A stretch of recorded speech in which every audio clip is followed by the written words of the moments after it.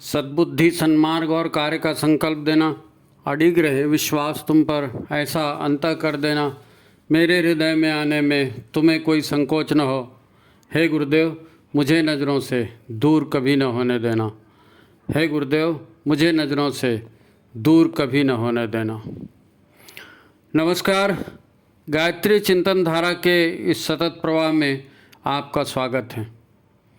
मित्रों, प्राय लोग इस बात से परेशान होते हैं कि यार मेरी लाइफ में ये क्या हो रहा है। मैंने सोचा कुछ था, हुआ कुछ और। यानी प्लान ए बनाया, बी बनाया, सी बनाया, सब प्लान फेल हो गया और हुआ कुछ और ही। ऐसा अक्सर जीवन में होते रहता है। 50% चांसेस ऐसे होते हैं जो काम जैसा सोचते हैं वैसा हो भी जाता है, लेकिन 50% ऐसे भी होते हैं कि आपका सोचा हुआ तो क्या धरा सब एक जगह पड़े रह जाता है, कुछ नहीं होता। दरअसल प्रैक्टिकल लाइफ में हमेशा 2 और 2 4 का रिजल्ट नहीं आता। हमेशा 2 और 2 4 हो जाए ऐसा ही नहीं होता। बहुत सारे फैक्टर होते हैं, बहुत सारी चीज़ें प्रभावित करती है नहीं, तो नहीं भी होता 2 और 2 4, 2 और 2 5 हो जाता है, 2 और 2 7 भी हो जाता है कभी कभी, है नहीं। तो अगर सोचा हुआ सब उसी ढंग से हो जाता था तो फिर क्या बात थी, है ना। इसीलिए तो एक पहेली जैसे बन गया ना। बात केवल हमारे शरीर की, हमारे स्वास्थ्य की, या हमारे परिवार की, समाज की, बिजनेस की, साधना की, यानी जीवन का कोई भी क्षेत्र हो, बात वो हर क्षेत्र पर लागू होती है ना। अनिश्चितता हमेशा बनी रहती है। कभी हमने जो सोचा है, चाहा है, वैसा नहीं होता, तो कभी अनायास ही परिस्थितियाँ बदल भी जाती हैं। परिस्थितियाँ बदल भी जाती हैं और फिर क्या होता है, अंधा मांगे एक आँख, भगवान दे 2 आँख। यानी अपेक्षा से अधिक भी मिल जाता है कभी कभी। तो इसका कारण क्या है? क्या केवल तकदीर की बात है, या ये कोई विधि का विधान ऐसा कुछ है? जो कुछ भी है, ये तो तय है कि कुछ बाहरी ताकतें हैं जो हमारे सोचने, हमारे करने के अलावा भी होती हैं और हमारे कार्यों पर, हमारे कार्यों के परिणाम पर उनका हस्तक्षेप होता है। ऐसी कुछ बाहरी ताकतें और होती हैं जो हमारे भाग्य का निर्धारण करती हैं, है ना। तो एक प्रश्न और खड़ा होता है कि उन बाहरी ताकतों को हम में क्या इंटरेस्ट हो सकता है ना। तो आज हम इन्हीं सारे विषयों पर चर्चा करेंगे। गूढ़ विषय हैं, हमारे सुख दुख से संबंधित बातें हैं। बाहरी ताकतें जो हमारे जीवन को प्रभावित करती हैं, तो वो प्रभाव भी क्यों ना हमारे अनुकूल हो जाए, वो प्रभाव हमारे अनुकूल हो जाए, है ना।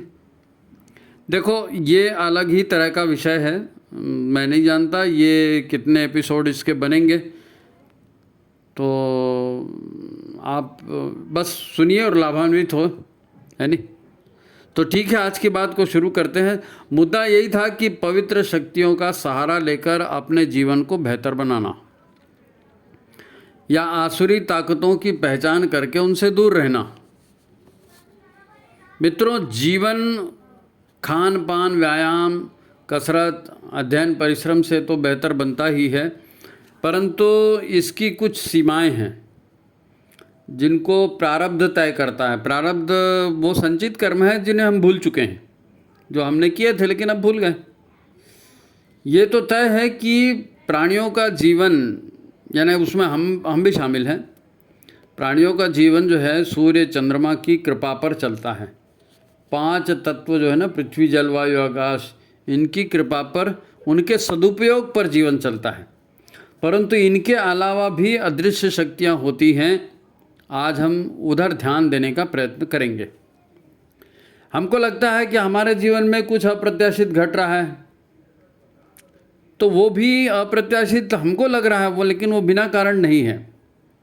कभी कुछ रिश्ते बनते हैं, हमारे आकर्षण के केंद्र बदल जाते हैं, हम कुछ देखते हैं, पढ़ते हैं, इनसे प्रभावित होकर हमारे आसपास की अच्छी या बुरी ताकतें हमको केंद्र बनाकर सक्रिय हो जाती हैं। करते हम हैं, लेकिन उनको अच्छा लगता है, उनको बुरा लगता है, उस हिसाब से वो भी सक्रिय हो जाती हैं लाभ उठाने के लिए, है नहीं। कभी कुछ प्रारब्ध की ऊर्जाएं भी उभर कर आ जाती हैं, वो भी काम करने लगती हैं। कुछ हमारे रिश्तेदार हैं, उनकी ऊर्जाएं हैं, हमारे घर के लोग हैं, पास पड़ोसी हैं, उनकी भी ऊर्जाएं हैं। तो कई सारे की ऊर्जाएं एक साथ काम करती है। सबको अपना मनवाना है, और शरीर तो मनुष्य का ही है, मनुष्य ही करेगा जो करेगा, तो सब उसी के पीछे पड़ते हैं, है नहीं। जैसे मान लो आपने यात्रा के लिए एक रिजर्वेशन कराया, होता कैसे है, एक छोटा सा उदाहरण है, आपने भी कई बार अनुभव किया होगा, है नहीं। मान लिया आपको कहीं ट्रैवल करना है, आपने यात्रा के लिए रिजर्वेशन कराया। अब घर से निकलने के ठीक पहले पत्नी ने या माता पिता ने या बच्चे ने कुछ कह दिया, और वो ऐसा कह दिया कि आपको रुकना पड़ गया। आपका अब जो है ना, आपका पूरा बॉडी मोमेंटम जो है उसमें ब्रेक लग गया, क्योंकि क्या सामान रखना है, कैसे करना है, इतने बजे पहुंचना है, उसको फ़ोन करना है, ये सारी चीज़ें चल रही थी। अचानक तो जाना ही कैंसिल हो गया, बॉडी मोमेंटम पे ब्रेक लग गया। आप नाराज़ भी होते हैं कि अच्छा खासा बन रहा था प्रोग्राम, अच्छा खासा चल रहा था, ये बीच में बिगाड़ दिया। फिर बाद में पता चलता है कि अच्छा हुआ मैं उस बस से नहीं गया, उसका तो रोड एक्सीडेंट हो गया, है ना। हो भगवान ने हमारी जान बचा दी। या इसका उल्टा भी हो सकता है, उल्टा भी हो सकता है, मतलब जाना नहीं था और अचानक चले गए और एक्सीडेंट हो गया और मर गए, ये भी हो सकता है, उल्टा भी होता है। तो ये दोनों भी संयोग नहीं हैं। कुछ अदृश्य शक्तियाँ हमसे या हमारे आसपास के लोगों को प्रेरित करके इस तरह के परिणाम लाती हैं। हमें पता है नहीं पता है, उनको पता है, वो सब करते रहते हैं। देखो गुरु, आज हम समझने की कोशिश करते हैं कि अच्छी बुरी सत्ताएं कौन सी होती, कैसे होती हैं, है नहीं। तो गुरु और ऋषि सत्ताएं दिव्य शक्तियां हैं जो हमारा भला करती हैं, है ना। गुरु और ऋषि सत्ता भली शक्तियां हैं, वो हमारा भला करती हैं। तो इसके विपरीत भी तो कोई आसुरी शक्तियां होंगी, निश्चित होंगी, और वो हमारा बुरा भी चाहेंगी। जैसे देव शक्तियाँ देने या बांटने वाली शक्तियाँ हैं, तो इसके विरुद्ध लूटने और शोषण करने वाली शक्तियाँ भी होंगी ना, जो दूसरे पर अधिकार बना के अपना काम कर ले। पराया माल दिले बेरम, ऐसा भी तो होंगी शक्तियाँ, निश्चित होंगी और होती हैं। प्रकृति या यम नियम की शक्तियाँ हैं जिनके बारे में हमें मालूम नहीं होता, पर काम तो वो भी करती हैं ना, हैं। जैसे हमारे पास आसपास कुछ पशु पक्षी आते हैं, या हम उन पशु पक्षियों को अपने घर अपने साथ ले आते हैं, अपने घर में रखते हैं, या हमसे अच्छा बुरा व्यवहार करने वाले हमारे जो हैं कुछ रिश्तेदार बनकर आते हैं, कुछ मेहमान बनकर, कोई पड़ोसी बनकर आते हैं, उनकी कुछ ऊर्जाओं का लेन देन हमारे साथ होता है। तो ऐसे लोग भी हमको घेरे रहते हैं, है ना। वैसे ही दुनिया में अनेक अच्छे और बुरे स्वभाव के अशरीरी प्राणी, ये भी तो इसी दुनिया में रहते हैं। ठीक है, हमको नहीं दिख रहे हैं, हमारे इनके रोजंदारी का कोई संबंध नहीं है, लेकिन हमारे आसपास ये अशरीरी प्राणी रहते तो हैं, ये अशरीरी चेतनाएं हमारे आसपास निवास तो करती हैं। तो ये भी अपने अपने स्वार्थ पूर्ति के लिए सदा हमको घेरे रहती हैं, कभी आभास देती हैं, कभी नहीं भी देती हैं, है नहीं। ऐसी अनेक अदृश्य शक्तियां हैं। ये संसार स्थूल रूप से ना जितना बड़ा दिखता है, सूक्ष्म रूप से उससे कई गुना बड़ा है, कई गुना बड़ा है, और अबूझ पहेली जैसा है ना। इन अच्छी या बुरी सूक्ष्म शक्तियों के अपने वाहन हैं, अपने आकर्षण के केंद्र हैं, अपने संचालक हैं, और कुछ विकर्षण के केंद्र भी हैं, विकर्षण के माध्यम भी होते हैं कि हर ताकत को कुछ बात अच्छी लगती है, कुछ बात बुरी लगती है, तो जहाँ अच्छी लगेगी वहाँ जाएगी, जहाँ बुरी लगेगी वहाँ नहीं जाएगी, वहाँ भग जाएगी, है ना। जैसे कुछ ऋषियों के आश्रम हैं, तपोभूमि हैं, कुछ प्राणवान और जागृत देव मूर्तियाँ हैं, मंदिर आदि हैं। तो वैसे ही अनेक भूतहा महल भी होते हैं, भूतहा महल होते हैं, भूतहा वाहन होते हैं, ज़मीन के टुकड़े भी होते हैं जिन पर निगेटिव संस्कार होते हैं, यानी वहाँ भी नकारात्मक शक्तियाँ निवास करती हैं। अच्छे केंद्रों में अच्छी शक्तियाँ, तो नकारात्मक केंद्रों में नकारात्मक शक्तियाँ भी निवास करती। तो आपने भी अनुभव किया होगा कि कुछ पवित्र स्थान होते हैं, वहाँ का माहौल अलग टाइप का होता है। तो वहीं कोई कसाई खाना है, या कसाईयों लुटेरों का, धोखेबाज लोगों का, अनैतिक काम करने वालों का मोहल्ला है नहीं, जहाँ मुर्दे की पूजा होती है, कब्रों की पूजा होती है, टोना टाटका ज़्यादा होता है, ऐसे मोहल्ले में सामान्य लोग घुसना भी पसंद नहीं करते, क्योंकि इतनी नकारात्मकता वहाँ होती है कि उनको वहाँ पर घुटन महसूस होती है, नहीं जाएंगे वहाँ पे। तो ऐसा ही हर ताकत का होता है, जिसका जैसा स्वभाव होता है वहाँ उसको वहीं अच्छा लगता है नहीं। भाई कोई शराबी है, उसको शराब चाहिए तो वो मंदिर में थोड़ी जाएगा, वो तो वही दारू पीने जाएगा। यानी जैसी शक्तियाँ होती हैं, जैसी उनकी मनोवृत्ति होती है, वो वहीं आकर्षित होती हैं। तो ये वातावरणीय ऊर्जा का प्रभाव हर कोई अनुभव कर सकता है। अगर कोई जो है इन सब सूक्ष्म शक्तियों के संसार को नहीं मानता, तो ये उसकी मर्जी है, मत माने, है नहीं, कोई ज़बरदस्ती नहीं है। जैसे देवी देवताओं को ना पवित्रता प्रिय है, पवित्र भावनाएं प्रिय हैं, दान करना, यज्ञ करना, शुभ संकल्प करना, ये पवित्र शक्तियों को प्रिय होता है, देवताओं को प्रिय होता है। वैसे ही आसुरी शक्तियों की पसंद इसके ठीक उल्टी होती है। आसुरी शक्तियों की पसंद उनके ठीक उल्टी होती है। मांस मंदिरा का सेवन करना, गंदा रहना, हिंसा के माहौल में रहना, षड्यंत्र के माहौल में रोना धोना करना, खुद भी परेशान रहना, दूसरे भी परेशान करना, ये सब आसुरी शक्तियों के काम हैं। तो जैसे सूर्य चंद्र पृथ्वी है ना सहित पूरे मतलब नवग्रह आदि हैं, ये प्राणी के शरीर में नहीं होते, शरीर के बाहर हैं, लेकिन फिर भी मनुष्य पर प्रभाव तो डालते हैं। ऐसे ही कुल देवता होते हैं, ग्राम देवता होते हैं, स्थान देवता, वास्तु देवता, ये भी होते हैं, हर स्थान पर होते हैं, हर गांव में होते हैं, और इनकी भी अपनी मतलब अदृश्य शक्तियां हैं, इनका भी अपना अलग अदृश्य अस्तित्व है, और ये प्रभावी भी होता है। देव शक्तियाँ जो हैं ये सात्विक होने से शांत प्रकृति की होती हैं, तो वहीं आसुरी शक्तियाँ जो है ये हिंसक और तोड़फोड़ करने वाली ज़्यादा उग्र से सक्रिय होती हैं। तो तांत्रिक लोग इनका उपयोग करते हैं, जैसे साधु संत आशीर्वाद देते हैं दैवी शक्तियों से, है नी, ऐसे तांत्रिक लोग हैं जो ये नकारात्मक शक्तियों का भी उपयोग करते हैं। कैसे उपयोग करते हैं? लालच देके, बकरा देंगे, दारू देंगे, हैं ये देंगे, वो देंगे, और हमारा काम कर दो, करते हैं तो फिर उनको देते हैं, तो उनका संचालन वो करते हैं फिर तांत्रिक लोग।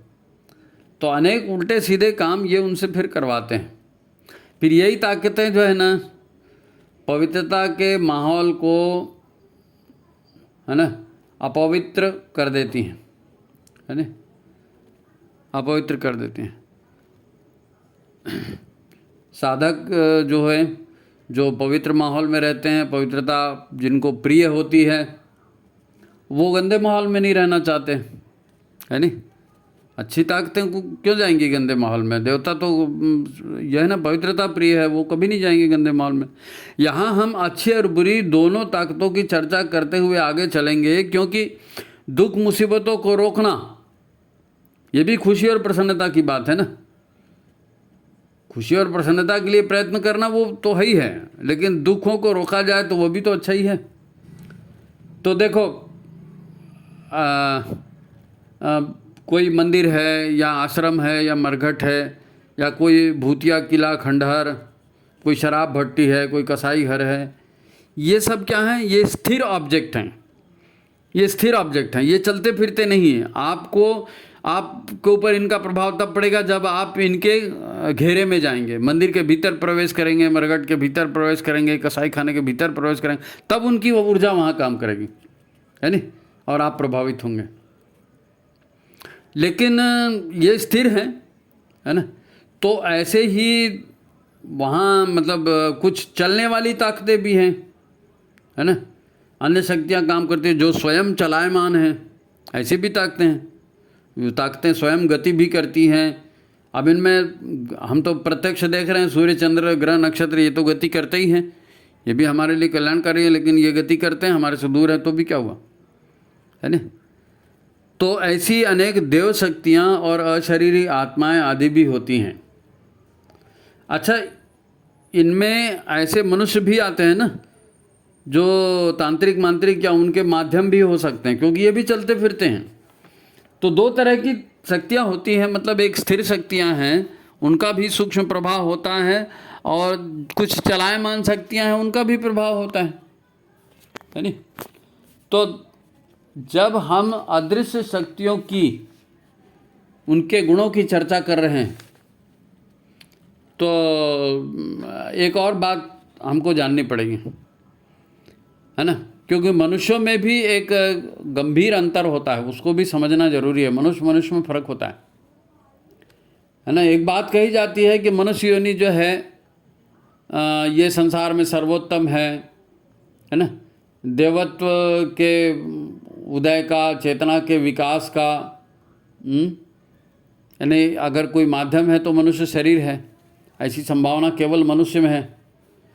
लेकिन केवल मनुष्य में ऐसा नहीं है, कुछ खास मनुष्यों में है, कुछ खास मनुष्यों में नहीं है। यहाँ ये भी महत्वपूर्ण होता है, तो इसको भी जानना जरूरी।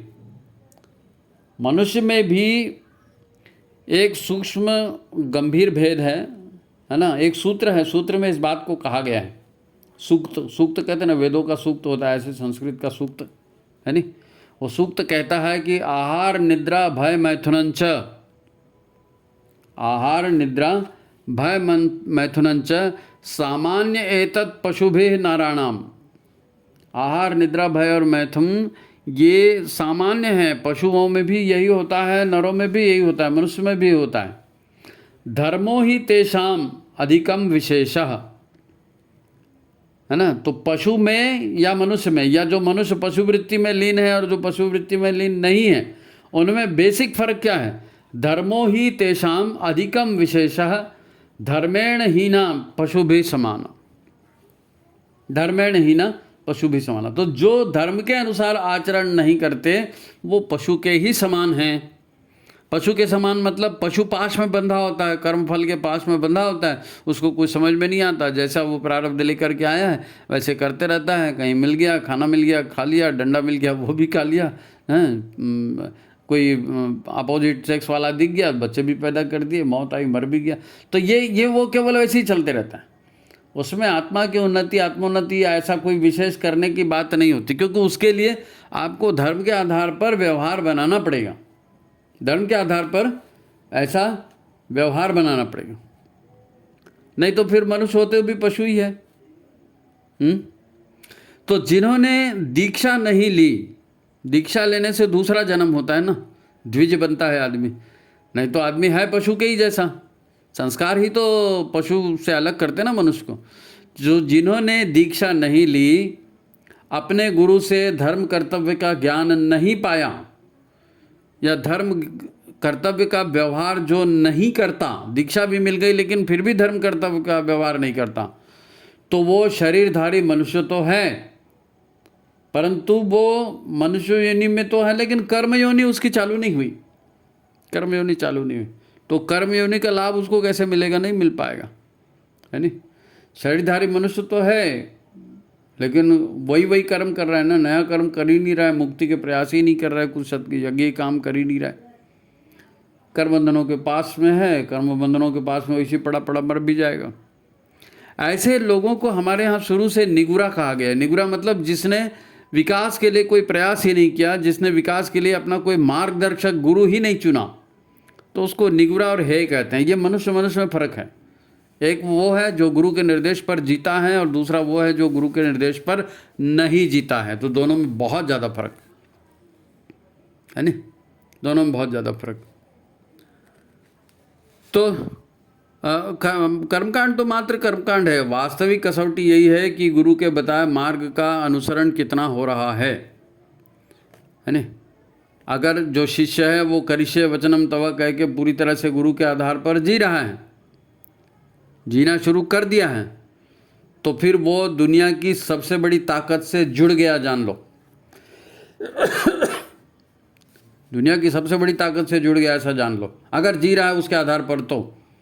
क्योंकि गुरु देते हैं पात्रता देख करके देते हैं, और पात्रता यही है कि भाई आप गुरु का अनुसरण कितना कर रहे हो। जितना गुरु का अनुसरण करोगे उतनी पात्रता बढ़ेगी, गुरु का विश्वास बढ़ेगा तो गुरु उतना देंगे। गुरु से ही तो मिलेगा, और कहाँ मिलेगा।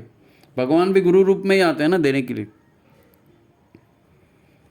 तो आप जितना गुरु के आधार पर चलेंगे, है ना, जब गुरु के आधार पर चलना शुरू कर देते हैं तो आपकी ताकत, सीमित ताकत कोई फिर मायने नहीं रखती। क्योंकि जैसे जैसे आप गुरु के अनुसार उनका काम करते जाते हैं ना, तो गुरु वहीं से कृपा भी देते हैं, और यदि शिष्य को ताकत कम भी पड़ गई तो 1000 गुना 10,000 गुना ताकत भी उसको देते हैं, है ना। वो गुरु की कृपा का पात्र बनेगा ही बनेगा जो गुरु के इशारों पर चलेगा। वो कोई उसमें इफ किंतु बट परंतु कुछ नहीं। जब हम जीवन में पवित्र शक्तियों का सहारा लेने की बात करते हैं तो गुरु और गायत्री से बड़ी तो और कोई ताकत है नहीं।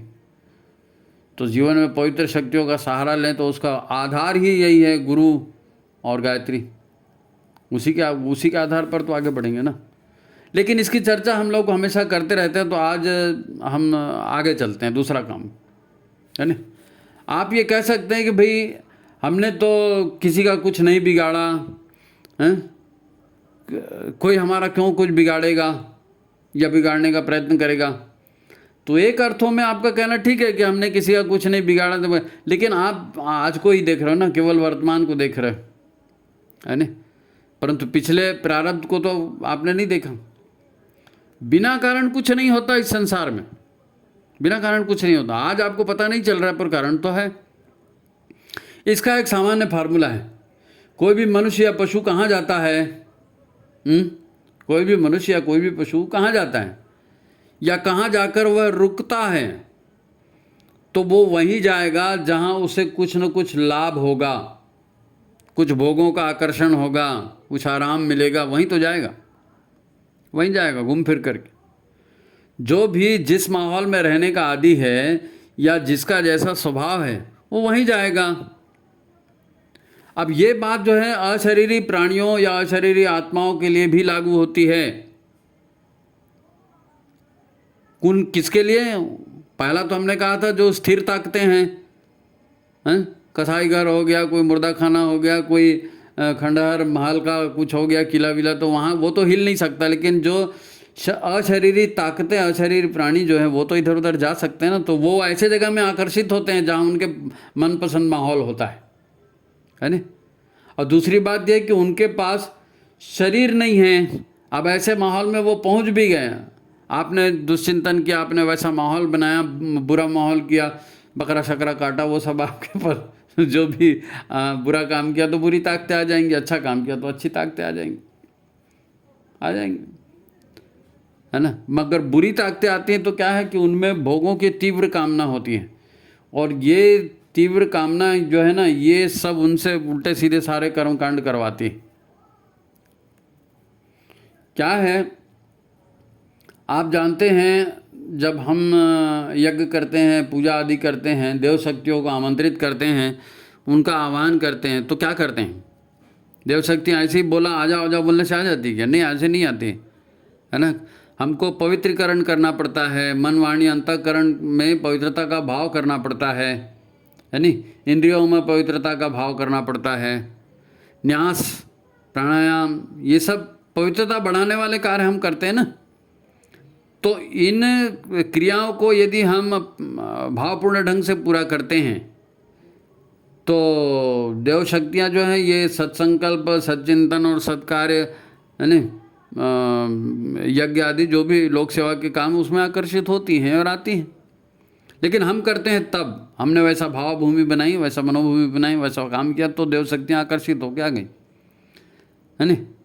अच्छा, वो आती है तो फिर वो आशीर्वाद भी देती हैं, अनुदान भी देती हैं, सहायता भी देती हैं, क्योंकि देवताओं का ये स्वभाव है, देवता देने वाले हैं तो वो देते हैं। इसलिए गुरु गायत्री कुछ नुकसान नहीं करते हैं, वो देकर ही जाते हैं।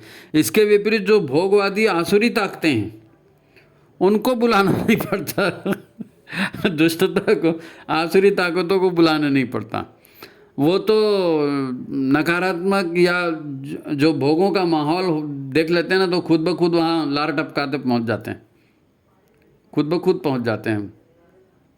स्वयं इस आस में आकर्षित होते हैं कि उनको कुछ नशा मिल जाएगा, कुछ तामसी भोग मिल जाएगा, कुछ उनकी हिंसा की भावना है, बदले की भावना है, वो तोड़ फोड़ करेंगे तो उसमें कुछ उनको राहत मिल जाएगी, शांति मिल जाएगी। ऐसे नकारात्मक माहौल में नकारात्मक ताकतें खुद ब खुद पहुंच जाती, क्योंकि उनको तृप्ति चाहिए, वो कहाँ मिलेगी, शरीर तो है नहीं।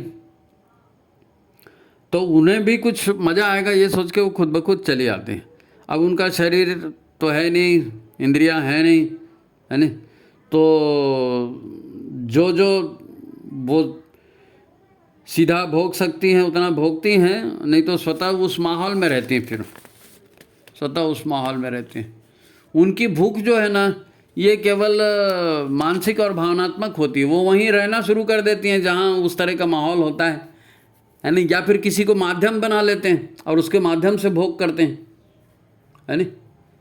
फिर वो या तो केवल उस नकारात्मक माहौल में टिक जाएंगी, तो लोग फिर कहना शुरू करेंगे ये भूता महल है, ये फलाना है, ठिकाना है, ऐसा आपने भी सुना होगा। अब जरा ये समझते हैं कि इन सूक्ष्म शक्तियों की कार्यशैली, बुरी शक्तियाँ कैसे काम करती हैं, अच्छी शक्तियाँ कैसे काम करती हैं, इनकी कार्यशक्ति, इसको भी समझ लेते हैं ताकि बुरी शक्तियों से बचा जाए और अच्छी शक्तियों से जुड़ा जाए, है नहीं।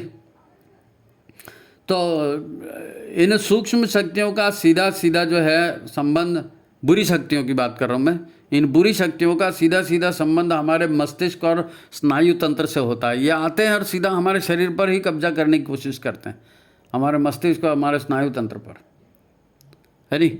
और वो कब्जा करके मन माफिक काम करवाते हैं, क्योंकि उनको शरीर से काम लेना है, शरीर उनके पास नहीं है, तो बड़ा उतावलापन उनका रहता है। आप मिला रहे हो मुर्गा फंसा करके आपके शरीर को लेके पकड़ लेंगे वो। आपने उनको लिफ्ट दी ना, वैसा माहौल बनाया, या वैसे माहौल में आप एंट्री कर गए तो उनको दिख गया कि हाँ ये आ गया, अब इसको पकड़ो, इससे काम करवाते हैं। तो ऐसे ही होता है, इसलिए तो डरते हैं ना लोग, भूता खंडर में जाने से डरते हैं। लोगों को कहा जाता है भैया जो है आप दुष्ट माहौल में मत जाओ, बुरे माहौल में मत जाओ, तो बुरी शक्तियाँ जो हैं आपको कैच कर लेंगी, ऐसा कहा जाता है। तो इसीलिए फिर उससे बचना है। अच्छा, अच्छी या दैवी शक्तियाँ जो है ना, ये कुछ आकस्मिक अपवादों को छोड़ दीजिए, है ना, आकस्मिक अपवादों को छोड़ दीजिए, तो ये प्रायः जो है ना बुरे कामों से अरुचि रखती हैं। अच्छी शक्तियाँ हैं, अच्छी ताकतें हैं, सूक्ष्म ताकतें हैं, जो अच्छा थे, किन्हीं कारणों से उनका शरीर छूट गया, तो वो जो है वो बुरे कामों से अरुचि, बुरे वातावरण से उनको अरुचि होती है। और जहाँ सत्कर्म होते हैं, सद्विचार होते हैं, सत्संग होती है, प्रेरणा, उसकी सत्संग की प्रेरणा होती है ना, तो वहाँ ये जाती हैं। ये मस्तिष्क का हरण नहीं करती, मस्तिष्क पर कब्जा नहीं करती, ये जो है साधक को जो है केवल प्रेरणा देती हैं, साधक को प्रेरणा देती हैं, या अच्छे व्यक्ति को प्रेरणा देती हैं जिन्होंने इनको बुलाया है, और कुछ बन सका तो उनके लिए माहौल भी बना देते हैं, अनुकूल माहौल। बस इससे ज़्यादा कुछ नहीं करती वो, करना तो आपको है नहीं। जब आप कार्य करने लगते हैं तो आपको ऊर्जा भी प्रदान करती हैं। अच्छा काम करोगे तो देव शक्तियों का, पितरों का, इनका सबका सहयोग मिलता है। तो हमारे मनोविकार, हमारी कामनाएं और स्वभावगत नकारात्मकता हमारे आसपास इसी प्रकार का वातावरण बना देती है। जैसी कामनाएं होंगी वैसे ही ऊर्जा उत्पन्न होगी, हमारे आसपास फैल जाएगी, वैसे ही हमारा ओरा बन जाएगा, है नहीं। तब सुव्यवस्था और अनुशासन जैसी चीज़ें खत्म होने लगती हैं, खत्म होने लगती हैं। आप नकारात्मकता बढ़ाएंगे तो डिसिप्लिन कहाँ रहेगा, अनुशासन थोड़ी रहेगा, फिर तो उत्तर धुर्रा कुछ भी चलेगा, है ना। भोगों की मनमानी, उच्छृंखलता का माहौल बन जाएगा ना। मनोविकार हमारे अंतःकरण में धमा चौकड़ी करने लगेंगे, क्योंकि उनको अनुशासन पसंद ही नहीं है। वो तो लूटो खाओ वाला हिसाब रहता है, नकारात्मकता आसुरी प्रवृत्ति ना। तो यहाँ नियंत्रण होता है आसुरी शक्तियों का। कैसे नियंत्रण होता है, इसको एक उदाहरण से समझते हैं। एक उदाहरण से समझते हैं कि आसुरी शक्तियाँ कैसे कैसी चीज़ें पसंद करती हैं और कैसे अपने आप वहाँ पहुँच जाती हैं। है ना। एक उदाहरण है, मान लो आपको मटन चिकन खाने की इच्छा हो गई, होती है कई लोगों को मटन चिकन खाने की इच्छा होती है, तो आजकल तो घर बैठे ऑनलाइन मंगा लेते हैं। अब आपने फ़ोन कर दिया ऑनलाइन, है नहीं, उनको ऑनलाइन पेमेंट भी कर दिया, होम डिलीवरी वाला आ गया घर में, आपको ऑर्डर का पैकेट दे करके चला गया। तो दो बातें यहाँ होती हैं, दो बातें होती हैं। वो पैकेट वाला दे दिया, आपने पैसा कर दिया, ठीक है, मटन चिकन घर पहुँच गया, ठीक है। लेकिन जो दो बातें होती है बड़ी इंपॉर्टेंट। पहली बात तो एक कि जहाँ मांस काटा जा रहा था, पशु हत्या की जा रही थी, और जहाँ मांस पकाया गया, आप क्या समझते हैं वहाँ का माहौल नकारात्मक नहीं है? पशुशाला में जहाँ पशु का वध होता है वहाँ तो माहौल पूरा नकारात्मक होता है ना। जहाँ मांस पकाया जाता है वहाँ भी नकारात्मक माहौल होता है। तो उसके पास अशरीरी नकारात्मक आत्माओं की, नकारात्मक प्राणियों की भरमार होती है। अब वो चिकन मटन जो भी बना उसके डिलीवरी के साथ साथ वो आपके घर में भी पहुँच गई। आपने उनको ऑर्डर दिया तो एक के साथ एक फ्री आ गई वो आपके साथ, क्योंकि उनको मालूम है जो दुष्ट होगा, जो तामसी होगा वही तो इनको खाएगा। तो तामसी होगा तो वही हमारी तमस की कामनाओं को पूरा वही करेगा। तो उनको बड़ी उम्मीद रहती है कि हाँ मिला रे जोड़ीदार, चलो चलते हैं। इसीलिए तो बोलते हैं ना मांस मटन नहीं खाना चाहिए, दुष्प्रवृत्तियाँ घेर लेती हैं। अब आ गई, अब घिर गए आप, है नहीं, आपके घर में धमक गई वो। अब इनमें से हो सकता है कोई किसी की दारू पीने की इच्छा हो, आपने दारू तो नहीं मंगाई लेकिन उसकी इच्छा पीने की है, या किसी और तरह के भी शौक उसके होंगे चिकन मटन खाने के अलावा। तो यहाँ आकर उन्होंने आपके मन में जो है वो एक विषाणु डाल दिया कि नहीं इसके साथ तो दारू भी चाहिए, नहीं इसके साथ तो लड़की भी चाहिए, नहीं इसके साथ तो वो भी चाहिए। भले आपने उस समय नहीं मंगाया, लेकिन आप जब जब मंगाएंगे उसके साथ ऐसे लोग आएंगे और ऐसी प्रेरणाएं आपको देते जाएंगे, तो धीरे धीरे जो है ना आपकी प्रवृत्ति उधर होने लगेगी। हुआ कुछ नहीं था, आपने केवल चिकन मटन का ऑर्डर दे के बुलाया था, लेकिन उसके साथ जो शैतानी ताकतें आई ना, जो आसुरी शक्तियाँ आई, वो धीरे धीरे आपको प्रेरणा देने लगी। संगति का असर, संगति का असर। अब अगर बार बार ऐसे ही कुछ होते रहता है तो एक मटन चिकन खाने की इच्छा न जाने कितने अन्य जो है भाव आपके भीतर उभार देगी। और इसका उल्टा भी हो सकता है, इसका उल्टा भी हो सकता है। इसका उल्टा मतलब क्या, भाई आप रहते हैं, सामान्य जीवन जी रहे हैं, आपको पता चला कि भाई हमारे गांव में जो है या हमारे शहर में जो है वो फलाने फलाने साधक आए हैं, बड़े उच्च कोटि के साधक हैं। अगर अब यहाँ पर देखिए, आपने मटन बुलाया तो एक गलत काम किया ना। अब यहाँ पर साधु को बुला रहे हैं अपने घर में, तो साधु को अपने घर बुला रहे हैं, साधु जी ने कह दिया हाँ ठीक है हम आएंगे, तो आप उसके हिसाब से फिर सात्विक माहौल बनाते हैं ना, घर का सात्विक माहौल बनाते हैं। बच्चों को बताते हैं बेटा आएंगे तो नमस्ते करना है, पैर छूना है, आपको श्लोक बोल के बताना है, मंत्र बोल, ऐसा होता है ना, आता है। तो लोग बच्चों से भी वैसे ही करवाते हैं, खुद भी करते हैं। तो आपने एक अच्छाई को आमंत्रित किया, वो अपने साथ कई अच्छे विचार लेकर के आई, कई अच्छे संस्कार लेकर के आई, है नहीं। भाई साधक या संत प्रकृति का व्यक्ति आपके शहर में आया, आपने उसको बुलाया, तो उसके साथ ये एक के साथ एक फ्री आ गया, है नहीं। तो उनके स्वागत में आपने जो है घर में कुछ सात्विक माहौल बनाने का प्रयास किया, तो ऐसे लोग आते रहेंगे, तो ऐसा माहौल बनते रहेगा, तो फिर आपके घर का माहौल भी बदल जाएगा। और फिर संत आशीर्वाद देकर जाते हैं, बच्चों को प्रेरणाएं देकर जाते हैं, उसका भी प्रभाव पड़ता है। तो ये सूक्ष्म ताकतों का कार्य पद्धति है। आप एक कदम आगे बढ़ाओ, वो 4 कदम आगे बढ़ाएंगे, है नहीं। आप एक कदम आगे बढ़ाओ, वो 4 कदम आगे बढ़ाएंगे, और आप वहीं पहुंच जाओगे। इसलिए हमेशा अच्छा सोचो, अच्छा करो। गुरुदेव ने कहा ना, मनुष्य जैसा सोचता है और करता है वैसा हो जाता है नहीं। तो नकारात्मक सोचेंगे तो नकारात्मक बन जाएंगे, सकारात्मक सोचेंगे तो सकारात्मक बन जाएंगे। तो ये प्रभाव कुछ अलग तरह का होता है, नकारात्मकता का अलग होता है और सात्विकता का अलग होता है।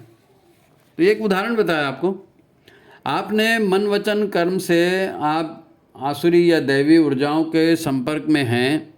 हर व्यक्ति है संपर्क में, उनमें से प्रायः जिनका चिंतन मनन होते रहेगा ना, और उसके अनुकूल आप आहार करेंगे, उसके अनुकूल आप वस्तुओं का उपयोग करेंगे, है ना, तो वही प्रवृत्तियाँ आपके मन में जो है उभरेंगे और उसको प्रभावित करेंगे।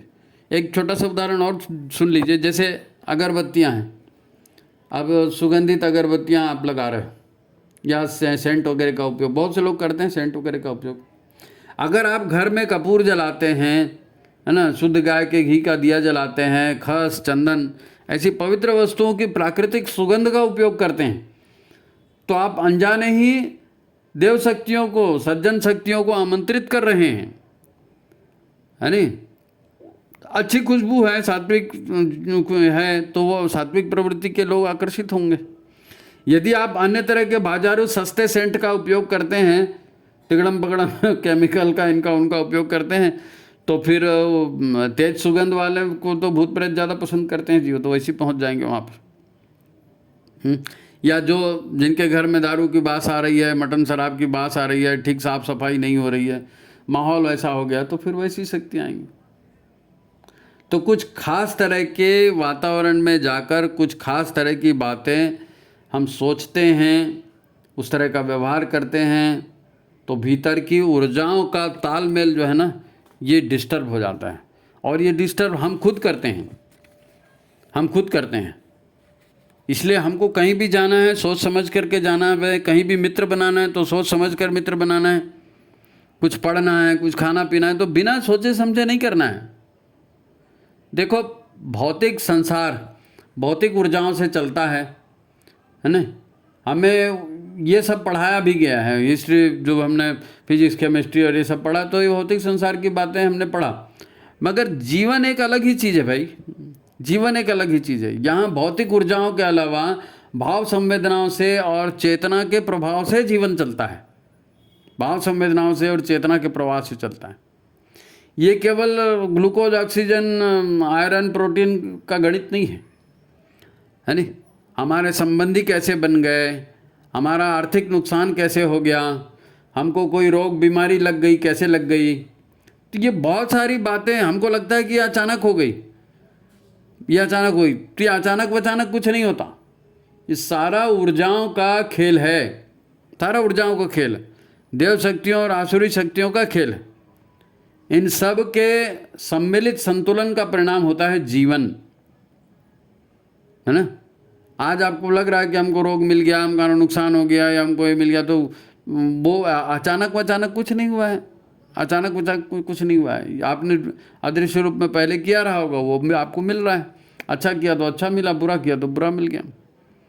सूक्ष्म ताकतें हैं, हम ही ने पैदा किया है, हम ही ने उनको आकर्षित किया है। तो देव शक्तियों, आसुरी शक्तियाँ जो है ना, इन सब के सम्मिलित संतुलन का परिणाम हमारा जीवन है। हम कभी अच्छा भी करते हैं, कभी बुरा भी करते हैं।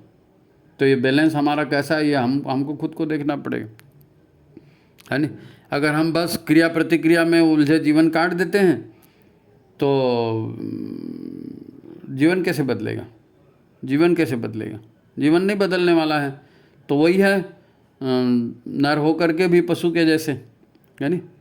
अरे जीवन तब बदलता है जब हम आलंबन लेते हैं जीवन में गुरु का, है नहीं। जैसे महाभारत है ना, तो महाभारत गुरु के अनुशासन में लड़ते हैं, जीवन का महाभारत गुरु के अनुशासन में लड़ते हैं।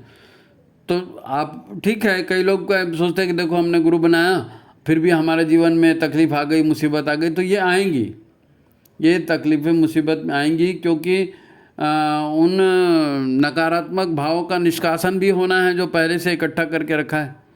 गंदगी बाहर निकलेगी तो बास आएगी ना, तो बाहर निकलेगी बास आएगी, लेकिन उसके बाद साफ सुथरा हो जाएगा। तो शुरुआत में तो ऐसा दुख तकलीफ आती है ना। अब ये जब तक गंदगी जाएगी नहीं, नकारात्मकता जाएगी नहीं, तो सुख शांति कैसे आएगी, नहीं है ना, संभव नहीं है। इसलिए हमारे ब्रह्म ऋषि ने दुष्प्रवृत्तियों का त्याग और सत्प्रवृत्तियों के संवर्धन की बात की है। सत्प्रवृत्तियों दुष्प्रवृत्तियों का त्याग, अब इतना डिटेल समझ में नहीं आता, हम नारा लगा के छोड़ देते हैं, बात अलग है। लेकिन उन्होंने एक एक सूत्र में जो है ना पूरी ब्रह्म विद्या दे के रखी है, ताकि जीवन का संतुलन अनुकूल बना रहे, है नहीं। पर ये जो है ना, ये केवल प्रदर्शन की चीज़ नहीं है भाई, आचरण की चीज़ है। आपको उस आधार पर, उस सूत्रों के आधार पर आचरण करना पड़ेगा, आचरण करना पड़ेगा। ऊर्जाओं का खेल है, आचरण से ऊर्जा उत्पन्न होगी। तो फिर सूक्ष्म शक्तियों का प्रभाव हमने देखा। कुछ बहुत सारी बातें हैं, हो सकता है अगला अंक और बनाना पड़े, लेकिन ठीक है, आपको एक प्राइमरी तो चीज़ बताई आज। तो आपको अगर अच्छा लगता है तो इसको लाइक करिए, लोगों के पास शेयर कीजिए, लोगों के पास भेजिए। ये सब जीवन के बहुत महत्वपूर्ण सूत्र हैं और वंदनीय माता जी की कृपा से ये आ रहा है सब कुछ और आपके पास पहुंच रहा है, तो आप भी इसको लोगों के पास पहुंचाने का माध्यम बन जाइए। ठीक है, तो आज की बात समाप्त। सभी को प्रणाम, नमस्कार। बहुत सारी बातें हैं, हो सकता है अगले एपिसोड में आए तो इंतज़ार करें माता जी क्या संदेश देंगी। ठीक है, नमस्कार।